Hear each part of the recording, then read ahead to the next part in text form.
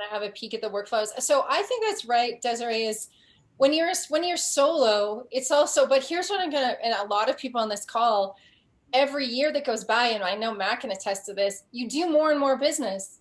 And then all of a sudden you go, whoa, I need an assistant. And then what happens is you go, I have to build all these systems. So I'm a big believer that at a level like yours where you're doing really well, and for anyone on this call who's a solo agent without any assistant, I think start as you want to finish. So if you know you want to get to 15, 20, 25 million in production, create your universe so that you know you're going to hire an assistant. So create your workflows, create your structure and your email templates. The coolest thing, and this is, guys, this is my workflows. People ask me about workflows all the time. Sarah, can you just scroll up a tiny bit to the top of the workflows? Okay, so I have them broken into categories that are based on status. So you can see that the first one I have is about submitted. So this is the submitted status. And when you see the title of the workflows, it tells you exactly what it is. I mean, it really is exactly what it is. So Paula is my underwriter. It is a COF is 2 days away reminder is the first one. The next one is the client receives an update when we order an appraisal, and it says we've ordered an appraisal. At our team, we cover all the appraisal costs. Andy and I have my partner and my husband, who's on the call. Thank you, Andy. We have always covered the cost of all of our clients' appraisals, and we do a lot of purchases though. If it's a refi, we're probably going to debate that, but on a purchase, we certainly are. So it gives so at the top. Do you see how there's some bold at the top of the email content, Sarah? Just in the body of the email. Mm. So there is some bold. So this is a little hack, you guys, for anyone who has staff, because what happens when these workflows trigger is you want to remind your team, who does this go to, right? And is there another person? The who is easy, but is there another person? You can see that this bold reminder is going to be deleted before it's sent, and it says send to client, CC client's realtor, add the appraisal request to the appraisal spreadsheet.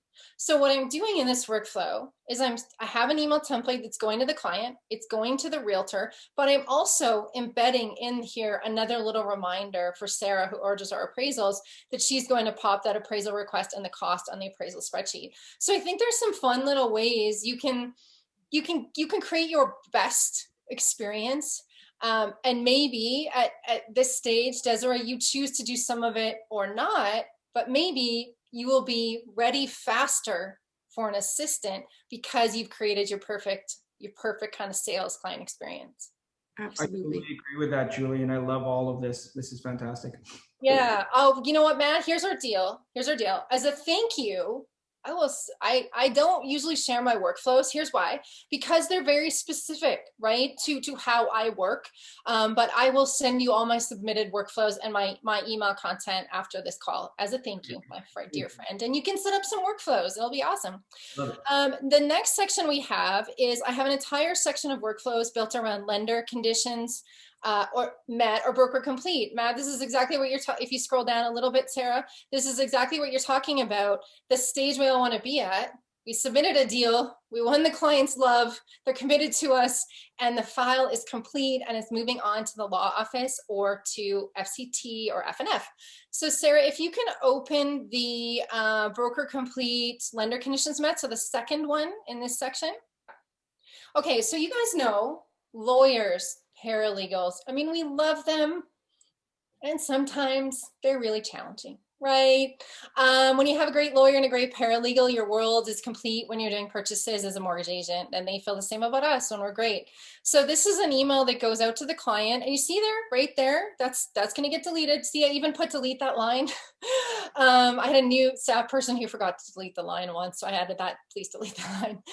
That's going to go to the client and the agent, so that's myself or my partner, the realtor, the lawyer, and the paralegal. So everybody on this entire file has this little summary, and it's reminding the client of what happens at the law office, all the next steps at the law office. So it gives them what to plan for. They need the bank draft. They need to have 2 pieces of ID, all the good stuff the lawyer's probably going to tell them, but just in case they don't, I would rather tell them myself. I get a lot of emails from lawyers saying, we love this email. Can we use your email? We'd like to take your email content, because it's just a little prep. Lawyers can be scary, especially for first-time home buyers. They don't know what they're getting into. So one of our takeaways, Sarah, is a little bit of homework for Masterclass for next Masterclass.